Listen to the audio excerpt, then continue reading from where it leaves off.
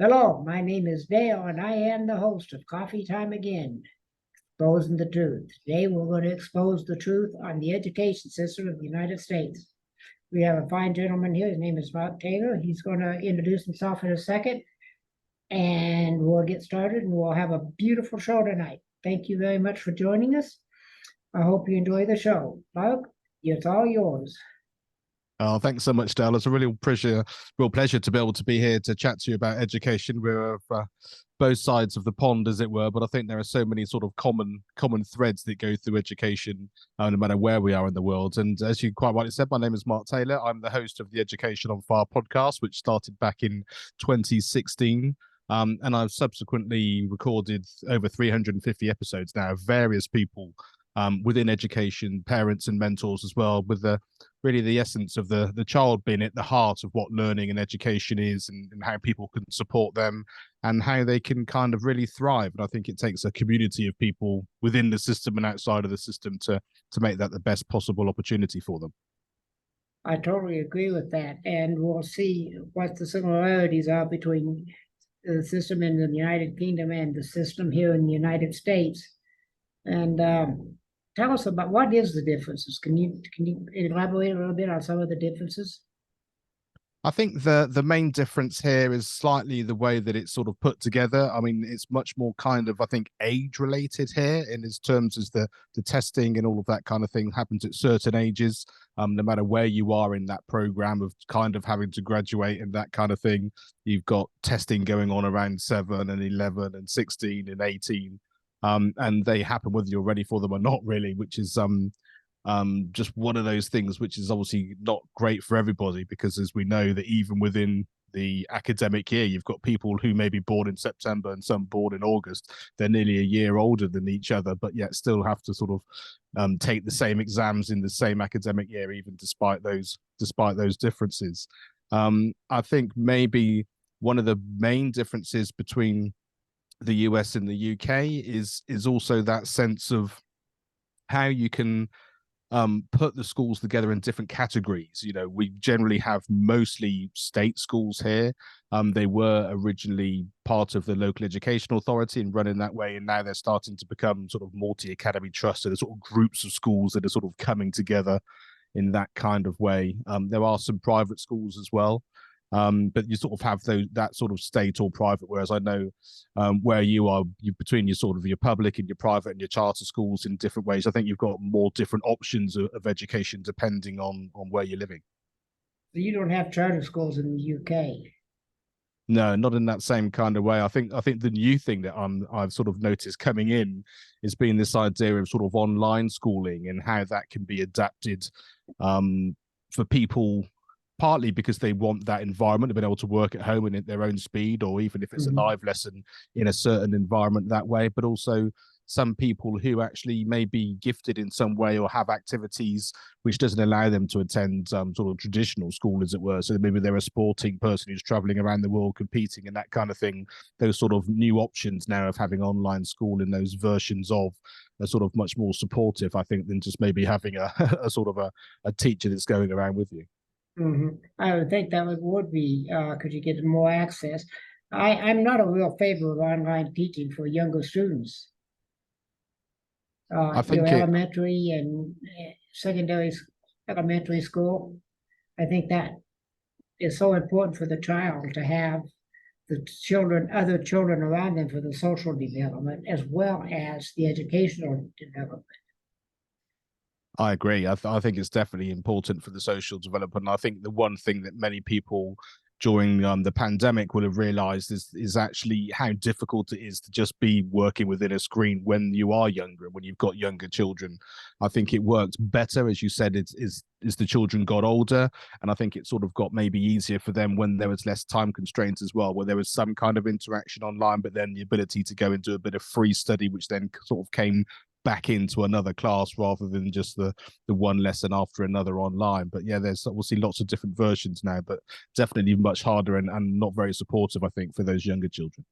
I totally agree with that statement. And the next question is, in secondary education, even online, how is sports Is sports really important in the United Kingdom as it is in the United States? It is important. I think probably within the school system less so. I mean, I've just been watching some of the Netflix series about some of the football and basketball things that go on over there. You don't quite have that same intensity, maybe, or that kind of way into universities and colleges through the scholarship systems. But there is definitely a focus, and there was government funding for sport within the school system, and also actually been able to blend that slightly with some of the other subjects as well. There are sort of programs now where people are trying to sort of integrate that sort of maths and English idea within a sporting situation, which sort of helps their funding too. A lot of the sports that go on are sort of outside of the system. Most villages and towns will have a youth club or a youth team that does it that way. So I would you sort of have your school team, maybe in football or cricket, as it would do over here. But I think that the higher quality and the better versions of those are usually sort of outside of the school system. You notice that, like here in the United States, a lot of the children lost time. They lost the ability to do math. They lost reading. They lost uh, other learning things that they learn scores, test scores on reading, arithmetic, and I forget the other one. There's a couple of them, but our test scores went down after the pandemic. Did that happen in the United Kingdom as well? I think there was a definite dip in some ways, but then I think there was also a sense of, I guess in some ways, a lack of reality because the whole world had been sort of given a bit of a curveball. And Yes. so to kind of expect that when we then did the next test, it would be the same as it was before. I mean, I think that's unrealistic.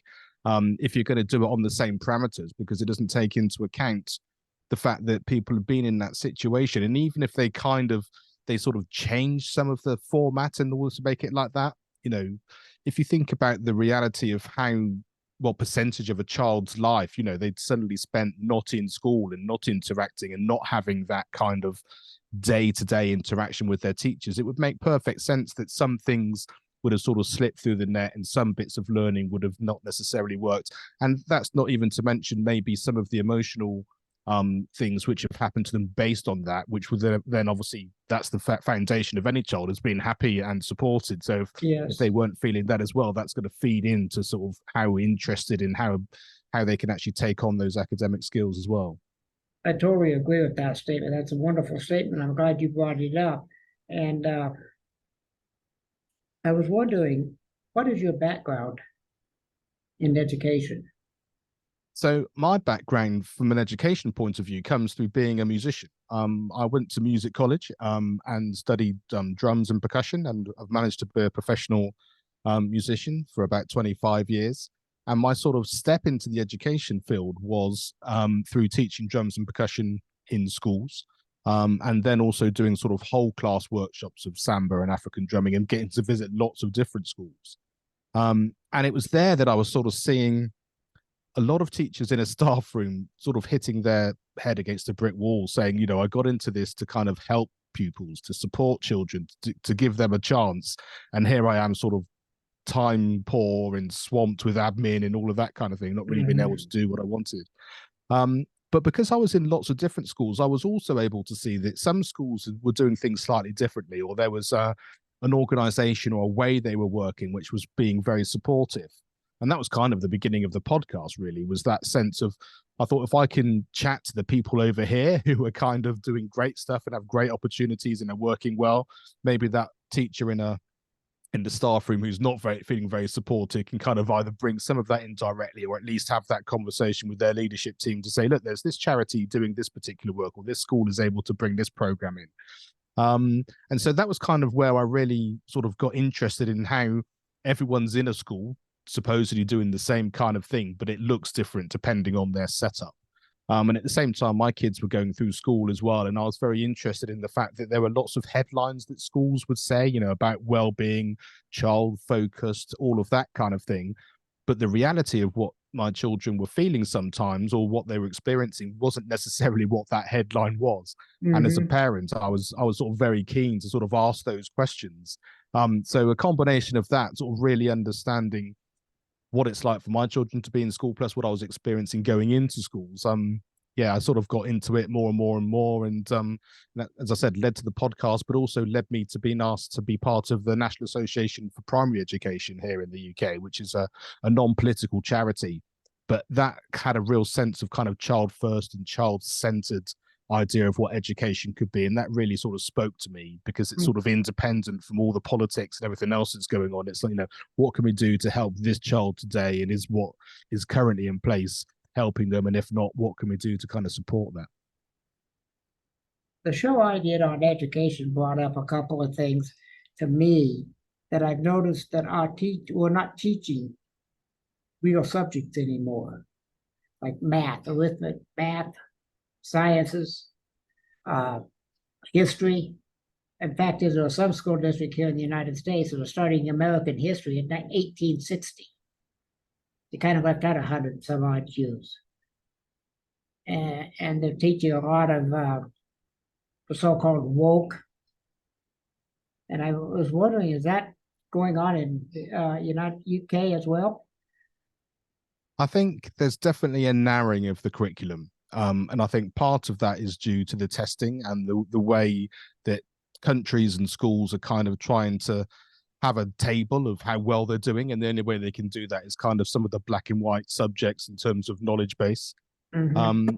And I think the hardest thing about that is, I mean, I'm a prime example that back in the 80s when I went to secondary school, we had to learn a musical instrument, and I kind of turned up and they kind of gave us a little chance to blow into a trumpet and hit a drum and play a clarinet and Mm-hmm. bow a violin, and I was given the opportunity to play the drums, and I thought, well, we've got to do it and it will last a few months and then I'll get on to something else.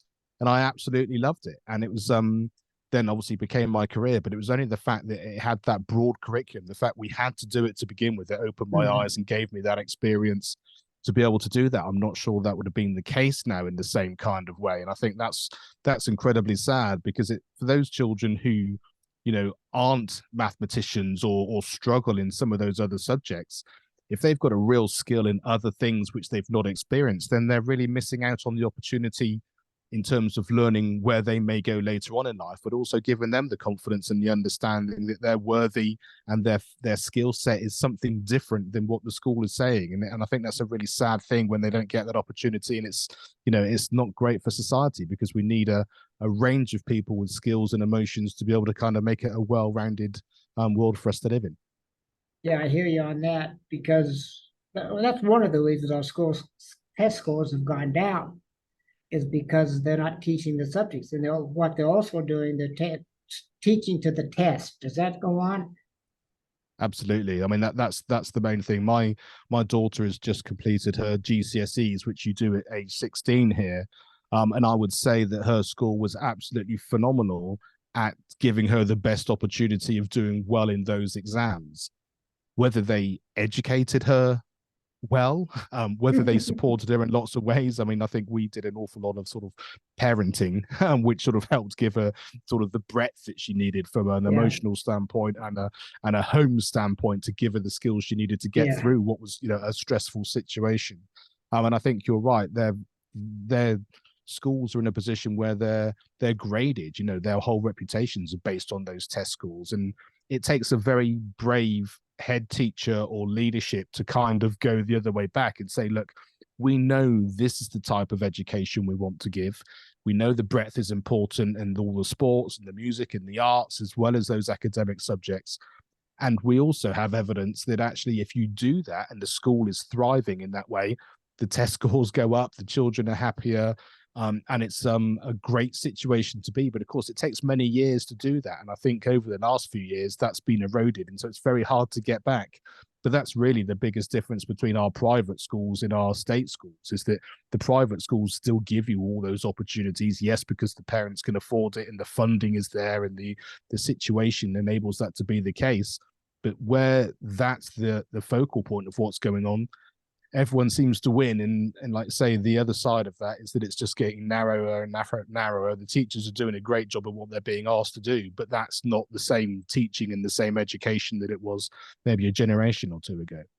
Yeah, because when I went to school in the 60s, we got shop, woodworking shop, metalworking shop, uh, all kinds of shop like that. The girls had home ec, or the boys now. I can, and I'm a firm believer in those. I'm a firm believer that not everybody's college material.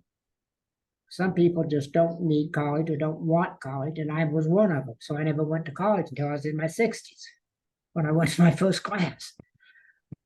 However, is that going on there where they're getting rid of a lot of the programs? I hear you saying that, but did they ever do anything like that? But they had Yeah, shop I and think metal. yeah, they do something called DT, which is sort of design technology, which you have to do for the first 2 or 3 years, sort of age 11, 12, 13, that kind of age. Um, but I think even yeah, to be fair, even when I was doing it, it's such a basic level and doesn't necessarily apply to the real world that I'm not sure that even if you kind of felt an affinity with it, you'd necessarily feel like there was somewhere you could take it further.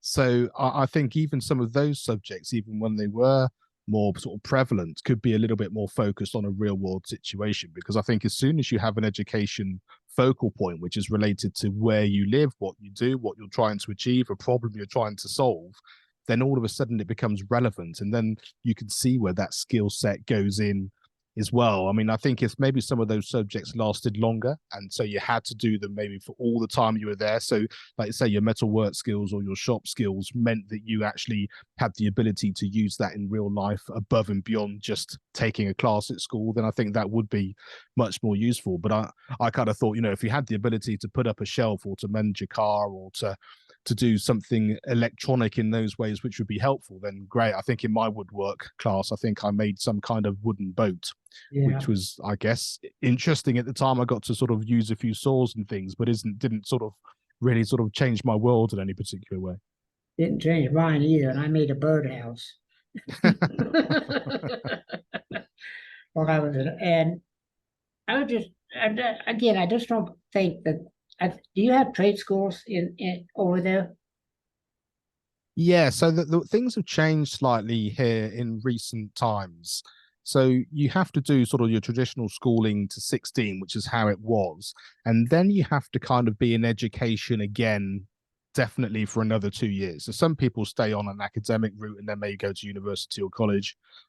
Or you can go to a college and then you've got more of those trade focuses or kind of a Mhm. more sort of area specific bit of learning, which I think is a positive thing for many people. But I think it's something that some people they fall into a little bit rather than necessarily being something which they would have been steered towards in a positive manner earlier on. The other thing which is interesting is there are lots of apprenticeship degrees going on now here, which aren't even necessarily trade related. So you can do sort of digital degrees as an apprentice. So you sort of got a job somewhere and then you sort of come in and get sort of taught in that apprentice style with sort of day release into college as well. So I think the whole feeling of what an apprentice is and learning those sorts of things in that way has a different feel now, which I think is a positive thing, depending on not necessarily going to university or college for 3 or 4 years and then leaving and then trying to get a job. So I think that kind of transition works quite well.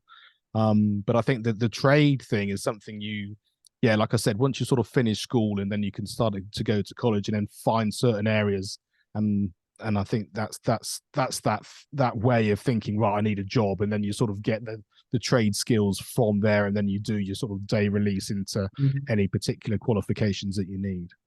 Yeah, but when I was younger, I started working in the restaurant business when I was just starting high school, which I started at 14, I believe it was. I was in, no, I'm sorry, I was 15 when I started, and I worked in the restaurants that summer before. I was still 14, and spent 28 years working in the restaurant business. Never went to school, college, or anything.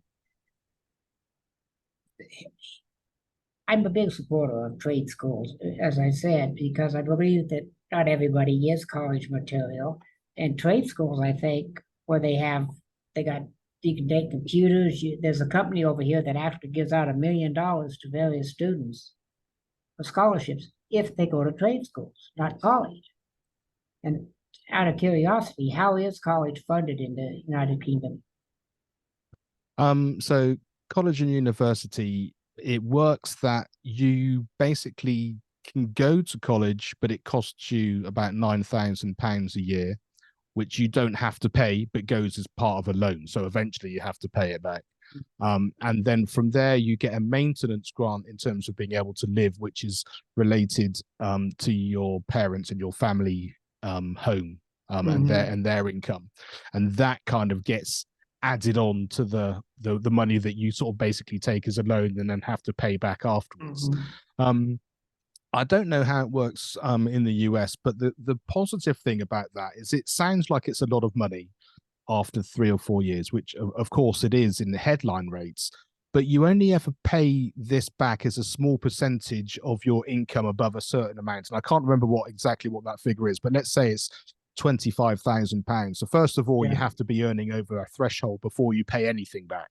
So therefore, if you never get a job that covers that, then you don't. And then for every sort of few £1,000s that you earn over that, you pay a percentage of it, and you pay it over X number of years. So it may be £100 or £200 comes out of your salary each year. And of course, if you then earn a large salary, a larger proportion comes out. So it really, while it's not ideal because it was free when I went to college, at least it's an investment in your future rather than, like I say, the headline of sort of leaving with sort of 30 or 40,000 pounds of debt sounds a lot, but it doesn't work quite that way here, which I think is a little bit different from where you are. I don't know how much that is in US dollars, but in the US, they're coming up with $100,000, $200,000, $300,000 to pay for their school. And the government, the US government, is the one backing all the loans. And there's a big push here to cancel those debts, which I think is absolutely wrong. But, because when I went to college, I paid for it. Even though I was 60 years old, I still paid for it. And so I am invested in my future. And I think that's true of not only in the United Kingdom, but in the United States, that if you value what you have an investment in, what you have of some type of investment, whether it's cash or time or whatever. I fully believe in that.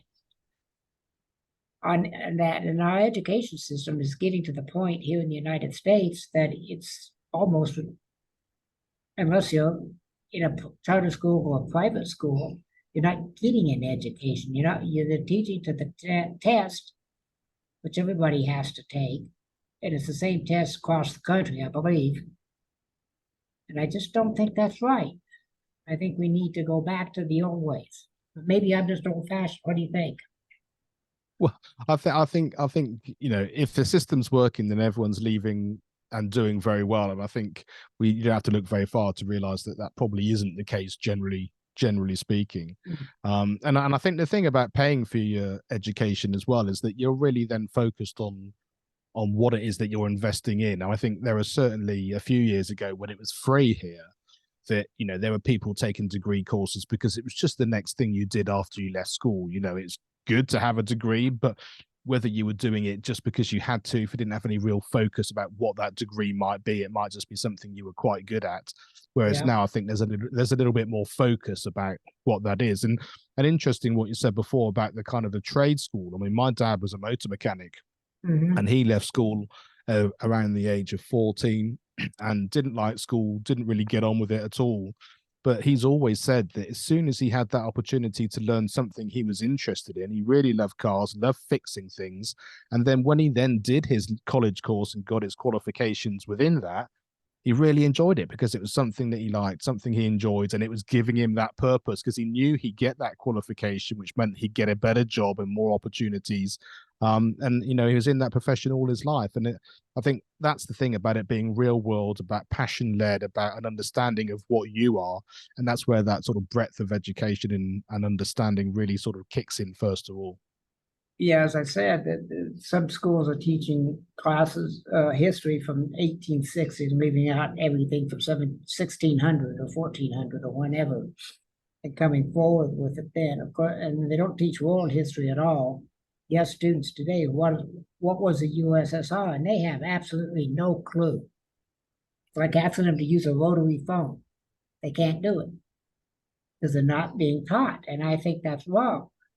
They teaching things like that in the United British history and world history and You do, but I think in that same kind of way, they have certain topics that they do which have been around forever. So, certainly here they cover the Victorians, the Vikings, World War II, for example, and everyone will have done those things. But like you say, there's an awful lot of history around there, and also a lot of history which kind of affects the life that you live now. And I think actually one of those things about teaching to the test and actually having certain things that you have to cover means that you don't have the opportunity to have teachers just teaching the breadth that they need. Because I mean, at some point, I guess you have to have some kind of standardized testing in order to get the qualifications. I mean, that's a big conversation about how that will completely change. But if you've just got, the first few years of your education, maybe up to the age of 11, which is about a general understanding of everything that you need, general history, an overarching idea of geography and music and maths and English, that kind of really gives you a good starting point and everything. And then you can start to take on, as you get older, then that inquiry and deep diving into those other things and working together as teams and actually having a focus on what you want to do. Then it seems that would be a much more organic way to kind of be learning. But like I say, that's probably another bigger conversation. yeah, it probably is. I'm not a sports fan. I don't watch any sports. I don't even talk about them on my podcast very often, except for situations like this. And I'm just wondering, because in the United States, sports is a big thing in high school and college both. It's a really big thing. But I think it's important they have some sports. But what the point I'm going to make though is about music, simply because music is important. I think that I took French horn. I played the French horn in grade school, in seventh and eighth grade. I got away from it, but the music itself gave me a background because I also had to learn how to read music.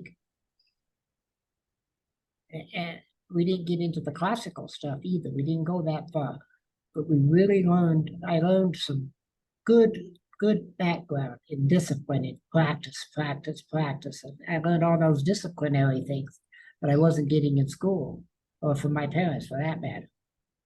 So I believe in that. I believe that music should be an integral part of our system. And it's not anymore. Yeah, I think it really gives you, like I say, it gives you that kind of rigor in the practice and that idea of seeing how doing things regularly that you can't do become things that you can do. And you can sort of see that, the emotional connection you have for being a musician, the community of working in a band or an orchestra or learning those things. And like I say, not to mention, the skills that you're giving your brain, at any given time, you might be watching, listening, hearing, feeling, all manner of things in order to create this thing, which is very different than some of the other subjects. And like I say, whether you ever become a musician or you take it past that sort of high school level, those skills will set you up in so many different ways that you probably can't even quantify. But without it, I think you start to notice some of those missing pieces of a jigsaw. Yeah, I agree with you on that. Another question I had was, how are schools funded in grade schools, the elementary schools, the secondary schools? Are they funded by the government, or does the parents have to kick in some help? No, they're funded by the government, underfunded. There's been teacher strikes and many things here, partly because of what they think teachers should be paid, but partly because of the lack of funding and the investment that's gone on for many years here. So basically, I think depending on the amount of pupils you've got in a school, there's an amount per pupil that the government then provide the school, which they then have to run the school with. And as I said, that's sort of been eroded over the years, and so there's obviously a finite budget for each year. So somewhere along the lines, you either can't put on some of those extra things or fund some of the activities you might like to do, or maybe you lose members of staff. So the government are funding it, but it's very underfunded here, and also sort of not very focused, probably in a way that would be very supportive. And it, like all these things, I think it's because there's, it's the political cycle, and depending on what the focus is at any one time, I think if we could take education out of the political system and have an idea of what we'd like to achieve and what we'd like to set up for our children generationally, across party lines, then I think that would be much better, because it could be funded properly. And we know that, as a society, if the better the education, the more supportive we would be, the more profitable we would be, the economy would be better, the education would be better, so hopefully the health would be better, all those sorts of things. It actually give back many times over. But when you've got a 4 or 5 year cycle each time, and it becomes a bit of a political football, then then it's very hard to see that changing. So it'd be great if another government comes in and says, great, let's give extra money to schools and it's going to be better. By the time all those new things have kicked in, you then get to the next 4 or 5 years, and then it might be someone else, and then that gets changed again. So the children kind of get caught in the middle, over the course of their school life. There might be very sort of 3 or 4 versions of what school is, depending on who's been in government and what that financial situation's been, and therefore what their actual experience is going to have been. That's the way it is in the United States too. Our government, of course, funds all public schools. However, they're so underfunded that the parents are having to buy supplies for the school. So they're not just for their children, but it's quite all, and they have fundraisings, and they have back to school drives where these, on the TV, they advertise, fill a pack for a kid, donate so much money, we'll give a kid a full pack. Right. Is that happening in the UK? Not, I mean, I think teachers do pay for some probably extra resources within their class. I mean, most schools will have a kind of a parent-teacher association where there'll be fundraising activities across the school year of, whether it's a fair or a fete or a quiz night or something like that. And that usually is quite successful, because the parents, I think, in that way feel like they're supporting the school. There's usually a substantial amount of money that goes into all of these things, and therefore that may pay for, sometimes I think one of the schools I was involved in, it paid for a minibus over a number of years, or gave the kids the opportunity to have a whole school trip that they wouldn't have normally done. So I think it kind of works more in that way here. Okay, because they're buying notebooks and pencils and clothing, and there's all kinds of drives that they have here in the United States, because the schools are so underfunded. The teachers are so underpaid, which I am total. It's like the police department, they're underpaid too, and they just can't come up with any money. And they keep saying, I don't think, I don't think we're that far away from that, to be honest. But it's a slippery slope, isn't it? It very much is a slippery slope in paying for this. It all boils down to what are you paying for? Are you getting what you're paid for? And in the United States, I don't think we are, as far as education is concerned. I think that's probably true, and I think it kind of goes back to that idea, as if you could have a bit more of a blank canvas, or you could sort of give people more authority and autonomy in what they're doing. Then that way, people know locally within their environment what would work best. Because this particular group of children need this, or this age group needs this, or we live in a rural part of the country rather than in a city, so therefore that's going to have different implications to what costs what where, and how you get to different things. Getting access to a museum if you're living in the country is very different than if you're living in a city, and yes, it is. And vice versa. So whatever those experiences happen to be. So I think, like I say, more money is always going to be better, but sort of focused money where giving it to the people who really know where that could be best spent. And I think that's that's really key. But like I say, a lot of their hands are tied in so many different ways that that's quite a long way down their sort of pecking order of what they need to do. And like you say, it's about what we can achieve today for the test for tomorrow. Yes, I agree with you. That's a wonderful idea. There's an old saying that I use in my podcast on occasion. The philosophy of the classroom in one generation will be the philosophy of the government in this next generation. How do you feel about that? I think that's very true, and it kind of ties into a little bit of what I've found in recent times, that the schools as they are now are taught by and managed by, in terms of senior leaderships and governing bodies, by people who never knew a schooling in a generation when it was different. So they Mhm. might not have had free music, they might not have had this sort of broader curriculum. So even if they're kind of supportive of that kind of thing, they might not even know what that looks like because they never experienced it as a child. Mhm. And so it, like you say, it becomes that sort of self-fulfilling prophecy in some ways. So I think the further down that track we go, the better, or not the better, but like I say, it's going to be what kind of happens, because it's what people know. And also, I mean, it depending on how these things are put together. If the people who are making these decisions have a very kind of blinkered idea of what schooling is. I mean, most of the people in this country who are making these decisions all went to private schools and had a very excellent education, shall we Mhm. say. But they'd have no idea necessarily what it's like to be working in a normal school here. So I mean, how that can possibly sort of tally up. And the saddest thing for me is that I've had the opportunity to speak and work with some amazing people who've got great ideas, great experience, and great expertise. And they've even been asked to be part of government situations and bodies to give them feedback, to give them advice. And then all these things get put together, they get put into a report, and then they don't do anything with it.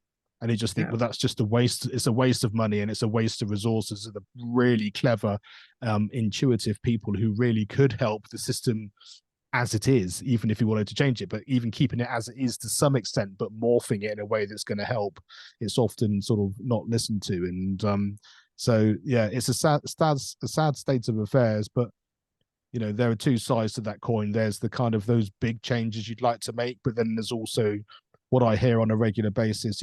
It's the conversation you're having as a teacher or an educator or a family member to any child on any given day in any given situation, and to be Mhm. able to sort of support them in the way they can, in a generational way, to give them the advice and the situation and support them maybe with the opportunities we think might have to happen or should happen in schools in a different way. Then that's kind of what we can do to make a difference, even if we think it should be different within that sort of school system. Yeah, I understand. I hear that. Uh, Here in the United States, we have a thing called school vouchers. If you live in this neighborhood, you have to go to that neighborhood school. But there's a movement afoot to give school vouchers because, like you said, the money's divvied out according to how many students are in that school. That's how they get the money. Per pupil, you get some X amount of dollars. But they're trying to come up with school vouchers where they will let you transfer. Say you go to this neighborhood, you want the school's better in the next neighborhood, you want to send your kid there, you can do that. That's not working out. We're getting a lot of feedback and a lot of blowback on school voucher systems. A lot of people don't like them because they don't want to pollute their schools. It's like when we started with busing. They didn't want that. The general population didn't want it. But it turned out to be a good thing. It took a while, but it turned out to be a good thing. It integrated the schools, which really helped things in the United States. Do you have anything similar, or do you have to go to the school you're closest to? Um, you don't have to. I mean, a lot of people do for practical reasons. But Mhm. no, you don't have to. And I think it used to be easier to go to other schools. Um, but now I think it's harder because obviously a lot of the good schools, in inverted commas, are oversubscribed. So therefore they can be not selective as in you have to be this level of academic achievement, but we actually want to serve our local community. Right.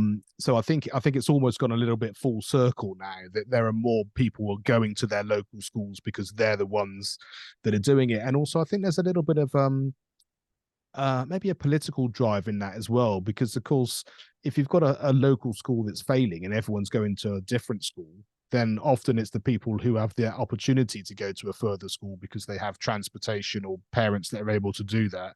Mhm. So that school gets better and the local schools get worse. And I think that's one of the reasons, I think, behind here the idea of the multi-academy trust, where you can have a group of schools that they might be locally linked, but they can also be more regionally linked.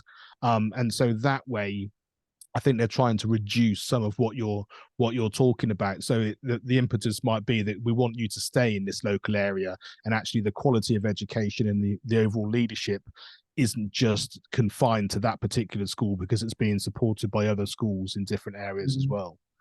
Yeah, I understand what you're saying. I don't necessarily agree with it. Because what they do here is they close the school if it gets too low a population. Fact is, they just closed 6 of them here in Denver. 6 schools because this school population had got so low, it just could not afford them because they're all going over to this better school over here. And we're having 30 and 40 kids in the classroom, and I think that's absolutely abysmal. That's way too many for one teacher. Now, I was a therapist for a while. I was limited to 10 people in my groups for a reason. You can't deal with more than X number. I don't know what that optimal number would be. That'd take an educator to figure that out. But I'm just saying, it's having 30 people in a classroom, kids, it's just that you can't control them, let alone teach them. And also you need to have a relationship with them, don't you, as well? So Yes. like I say, the more people you've got, the more it just becomes about producing what you've got to produce, rather than having that time and flexibility to have those Yes. conversations, whether it's within the class normal, or like I say, some kind of extra support they may need. Hmm. What about crime? Is there a large crime problem in your schools? um Compared to my understanding of the US, no. And No. I think it's much different over here. You can't carry guns over here. There are some schools that I think would say knives are more of an issue. Hmm. And maybe it's probably more widespread than people think, but certainly some sort of inner city schools Yeah. and certain cities and certain areas have some of that related, and maybe some gang related activity going on. But I think compared to the lots of what we perceive from the US and what we hear, I would say it's a much lower percentage. Well, that's good. Crime is in the United States, especially in the inner city schools, just absolutely. Teachers are being sexually assaulted, they're being beaten, kids are being sexually assaulted and beaten, which is so horrendous, totally wrong in my opinion. And it's just the robberies are going on, yeah, and we have a gun culture in the United States. We just part of our culture is guns. When I went to high school, every kid in school had a pickup, except for me, and had a rifle and none of us shot anybody up. So we had a different type of culture back then than we have today with what's going on with all the crime. And it's not just in high school; it's down in grade school. They're bullying kids to get the school lunch money or the school lunch or whatever, and it's going on from kindergarten all the way through senior in high school. It's not just there. So if you got a lower percentage, that's excellent. I'm glad to hear that. Somebody doesn't have that trouble like we do. Yeah, no, I think that situation would very much be the exception rather than the rule. So Okay. and probably and very unlikely to be at that sort of level that you're talking about. So yeah, I think we're Yeah. much luckier in that regard here. Yeah, I'm glad to hear that. Somebody does anyway, that they've got something going on within the school system, and you got teachers, and they have to be qualified. I hope. Just from somebody off the street, that they have somebody that's because we have colleges that are strictly teachers' colleges. They teach people to be teachers, and Do they have anything, specialty colleges like that? Or they have, or they just part of the general collegiate system? So you would have the teachers are being trained in a teacher training college or Mhm. university, and then there are certain schools that are teacher training supportive and teacher training schools. So you would have some teacher trainers coming in for a few weeks a year to kind of to get that practical experience, as it Okay, were. yeah. So but they're very much integrated into what the school would normally be doing as well. So that's kind of the distinction, really. But you do have interns coming in as it were. Yeah, yeah. Yeah. I'm a big fan of interns. I'm a big fan of learning on the job. I'm also a big fan of being trained to do a specific job. Because there are just some things you can't just walk out of the schoolroom and start to do. You can't write computer programs right out of high school. So you need something that's going to give you that background and help you get to there.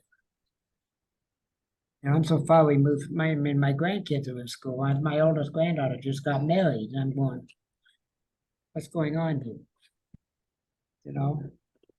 So I'm just trying to figure out what else goes on that's different from, as your understanding, between the United Kingdom and the United States, as far as the schooling is concerned. Um, I think there are lots of similarities. Like you say, I think probably the extremes are different. We talked about the sports, Mhm. and those kind of things. Um, I think, I mean, a uniform is something which is something I experienced when I spent some time when I was younger in America with doing some music tours, and the Mhm. majority of schools here have a fairly strict uniform policy, or certainly everyone dressing the same and being part of that school. Some of them are obviously extreme and incredibly sort of tight and well put together. Some of them are a little bit more general, maybe younger kids with Mhm. polo shirts and that kind of thing. But having a school uniform in that sense of identity is something which I think is important to the system over here in many ways. And I know the kids really like then having their mufti days, which is obviously their a charity event day where they might pay a pound or a dollar or whatever just to sort of come in their normal clothes. And I Mhm. know from the experience I had that I think some of the people I was staying with, they were sort of phoning 3 or 4 friends to find out what they were wearing because they were just wearing their normal clothes all the time Yeah. each day to work out Yeah. what they were going to do. Yeah, I've heard tell of things like that. Most of the school uniforms here are in spiritual, religious schools, Catholic schools, and other ones. That's where they usually have the uniforms. Some schools do, and a lot of them have not dress codes where you have to dress, you know, appropriately for that particular school, whatever the school determines is appropriate. And they've had Yeah. children suspended from school for being outside of that prescribed dress code. Yeah, so we kind of only sort of enter into that realm um the 2 years sort of post that normal education, so like Mm. 17, 18, if you're in a sixth form college or taking sixth form in a school, that's when the uniform usually disappears, and then like you say, it becomes like a dress code and a set of requirements that you're supposed to Yeah. fit in. But that's I think that's part of the maturity in growing up, and I think it also gives kids a little bit of a chance to kind of push the barriers again a little bit. And it's Hmm. certainly something in my daughter's school they even mentioned on the parents' evening, sort of as in before they've even started this part of their career, saying, this is something which is important to us, and these things are here for a reason, and they need to stick to the code and all of those things. Hmm. They know what that is, and so I think it's hard. It's hard for them in ways at 16, let alone, like you say, for those that are maybe going to be younger. Yeah, we didn't have we had a dress code at my high school, but it was a small rural school, so it wasn't real strict. And but I went to a high school in California that they very enforced the dress code because it was a large school. I mean, a very large school, and it was in a small town, but it was a large school. Out of, there was like 600 in my sophomore year. That's more twice as many people than my hometown had in one class. The sophomore class. And how do you teach that many people? How can you do that? Yeah, I guess people are just making the most they can. And interestingly, the other thing about the uniform situation and also having a dress code is I can understand the enforcement to some extent because you want it to have a statement and a situation that's reflective of the school, but also sometimes it does sort of take away from giving the children the autonomy that they need as well. I mean, for example, there are some schools here, if their uniform happens to be, a shirt, tie, trousers, and a blazer, you know, they'll say, we'll tell you when we think it's hot enough for you to take your blazer off and not wear it in class or between classes. And there's part of me that thinks that that's just a blanket rule which doesn't need to exist because everyone's different. If someone wants to learn and they want to do the best they can and they're hot, they shouldn't need to have to someone tell them when they think they should take that off. Yeah, They should. There's enough wiggle room there to kind of have the best of both worlds. well, I think that kind of thing is just being nitpicky. I agree with you. It's not a good idea to have somebody tell you, well, you can take off your coat now because it's hot. That's ridiculous. Yeah.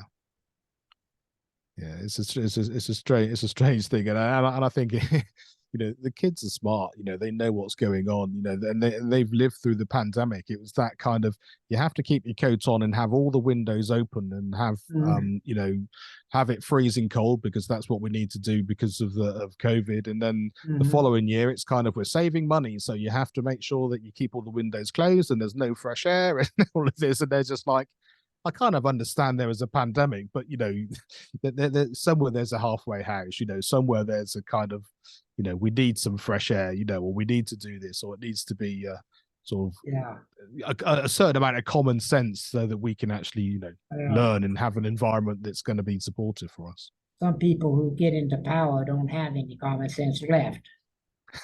Well, there's a whole other podcast. Yeah, it sure is. I'm about out of questions. We're running low on time, about 10 minutes out. So in closing, what do you want to say? I think for me, one of the things that comes up a lot, one of the questions I ask on my show is, what is it about a teacher or a education experience that you remember? And the biggest thing I get back is how a teacher's made them feel. The fact they've been seen, they've had a conversation that's given them the confidence to thrive and to move forward.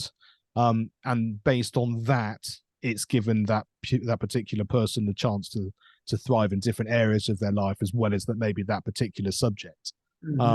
And I think that's one of the biggest things within education, despite all the things we've talked about, whether it's funding and uniform or lessons or whatever that, of course, they're important. But I think everyone can make a difference now in terms of how they kind of make somebody feel and that kind word that can make a big difference. And then also, around all of that, one of the things that's important to me on my podcast, Education on Fire, the fire part of that, the acronym we use for feedback, inspiration, resilience, and empowerment. And I think those are some of the biggest things from a learning perspective and an educational perspective, no matter what the academic subject, some of those things which are going to give you the skills and the understanding and the awareness that you're going to need as a child, as a pupil going on, and certainly as adults as well, because we can learn the subjects, we can study at any point in our life. It doesn't have to just be at school, which is what everyone's expected to do. But I think learning some of those skills, having some of those conversations, understanding how to deal with feedback, because people obviously often don't like it because they feel threatened, rather than it being an open conversation in a way of growing. It's great to be inspired, but then with that you need the resilience when it doesn't work. You need a way forward to kind of take that inspiration and take it into the next step to be able to make that part of your life. And I think that empowerment from a teacher's point of view is to kind of put all those things together and say, look, these are your options, these are your situations. It's down to you eventually. You have to take the baton and run with it. But hopefully if we've got those skills and the understanding that you need to be able to do that, you can make those decisions at any point, whether you're at school or after school or in college, or even if you've got a job, to decide what's going to work for you and how you're going to do it, and then pay that forward as you get older to the next generation. And hopefully that self-fulfilling prophecy then can start to sort of have a positive momentum. And I think if we can do that, then we're doing the best we possibly can, despite all those other things that we've mentioned before. Yeah, I agree. I think you've got a wonderful point of view there, Mark. I'm very pleased to have had you on the show. I'm gonna end the show, but don't leave because I got a couple other things I need to let you know about, okay?